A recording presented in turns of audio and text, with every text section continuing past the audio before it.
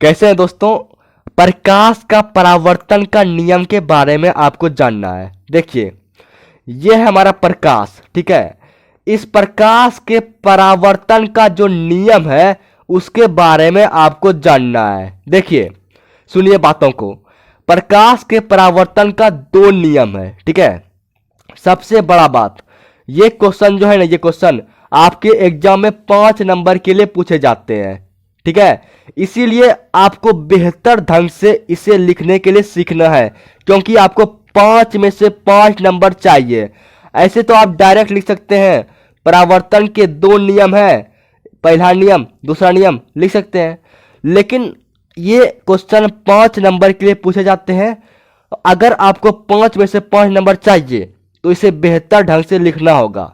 तो सबसे पहले हम परावर्तन का नियम क्या होता है उसके बारे में जानेंगे। पहले इसके बारे में लिखना है, इसके बाद इसके नियमों के बारे में लिखना है, ठीक है। तो आइए और बातों को ध्यान से सुनिए और समझिए। यहां पर देखिए, प्रकाश की किरण किसी सतह पर पड़कर जिन नियमों का पालन करते हुए उस सतह से परावर्तित होती है, उन नियमों को परावर्तन का नियम कहते हैं। देखिए, बातों को समझिए आप।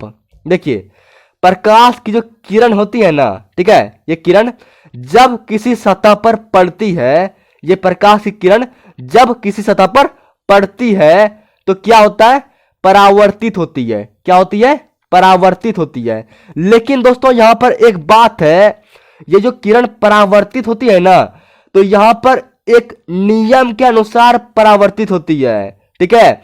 और वह नियम, जिस नियम का पालन करके ये किरण परावर्तित होती है, उस नियम को हम परावर्तन का नियम कहते हैं, ठीक है। फिर से एक बार सुनिए, यहां पर देखिए, फिर से सुनिए आप अच्छे से, दिमाग में आपको डाल लेना है, अभी याद कर लेना है, ठीक है। प्रकाश की किरण जो होती है, ये जब किसी सतह पर पड़ती है तब क्या होती है, परावर्तित होती है।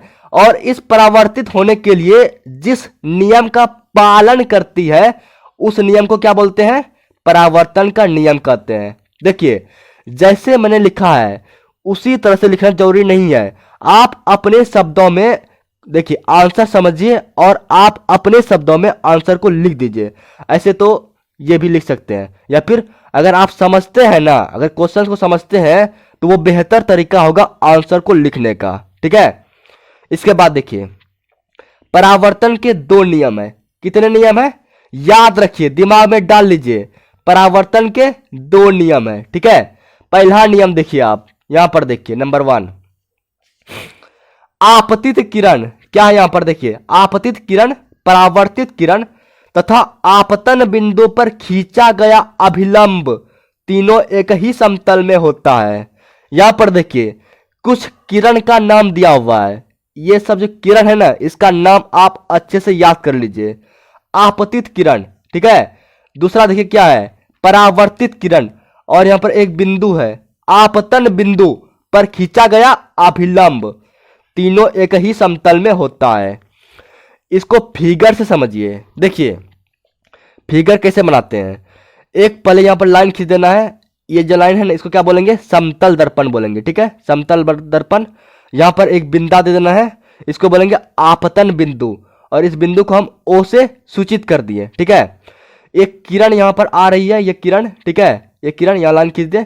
ये कौन सा किरण है, तो ये आपतित किरण है। देखिए, यहां से जो किरण आ रही है इसको क्या बोलेंगे, आपतित किरण। ये एरो क्या बता रहा है, ये एरो का मुंह है ना नीचे की तरफ, मतलब बता रहा है कि किरण आ रही है, ठीक है। तो ये क्या होगा, आपतित किरण।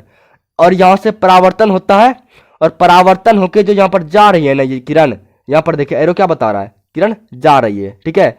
इसको क्या बोलेंगे, परावर्तित किरण, ठीक है। मतलब जो किरण आ रही है उसको क्या बोलेंगे, आपतित किरण, ठीक है। फिर से अच्छे से समझ लीजिए, जो किरण, जिस किरण का परावर्तन होके जा रही है उसको क्या बोलेंगे, परावर्तित किरण। इसको आप दिमाग में डाल लीजिए। इसके बाद एक और बात, ये जो आपतन बिंदु है, ठीक है, इस पर एक अभिलंब डाला गया है। ये लंबा लाठी जो है ना, इसको बोलते हैं अभिलंब, याद रखिएगा। इस लंबा लाठी को क्या बोलते हैं, अभिलंब। तो पहला नियम क्या बोल रहा है, आपतित किरण, मतलब ये वाला किरण जो है, ठीक है, ये वाला किरण, ठीक है। और क्या बोल रहा है, परावर्तित किरण, ठीक है। परावर्तित किरण फिगर में कहां पर है, यहां पर देखिए परावर्तित किरण ये है, और आपतन बिंदु पर डाला गया अभिलंब तीनों एक ही समतल में है। यही हमारा पहला नियम कर रहा है। देखिए ये आपतित किरण है, परावर्तित किरण है, और ये आपतन बिंदु पर डाला गया अभिलंब है, तीनों एक ही समतल पर है। बस यही हमारा पहला नियम कहता है। आई थिंक आपके दिमाग में सारी बातें चली गई होंगे। इसके बाद देखिए दूसरा नियम, देखिए यहां पर आपतन कोण परावर्तन कोण के बराबर होता है। देखिए यहां पर दो कोण के बारे में दिया हुआ है, याद रखिए, नाम को याद रखिए। आपतन कोण क्या है, आपतन कोण, परावर्तन कोण, ये दोनों कोण बराबर होते हैं। यहां पर देखिए फिगर में ये आई है ना, ये आई, ये क्या है, देखिए आपतन कोण होता है ना, इसको आई से सूचित करते हैं, और ये जो परावर्तन कोण होता है ना, इसको हम आर से सूचित करते हैं। देखिए आपतन कोण और परावर्तन कोण ये दोनों बराबर होते हैं, इसको आपको याद कर लेना है, ठीक है। बस यही हमारा दूसरा नियम है। दूसरा नियम बहुत ही आसान है, आपको याद हो गया होगा, आपतन कोण परावर्तन कोण दोनों बराबर होते हैं, ठीक है।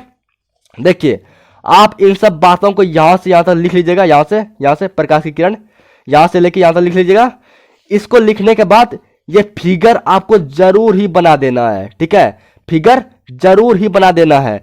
अगर फिगर नहीं बनाइएगा ना तो आपको नंबर पूरा नहीं मिलेगा, ठीक है।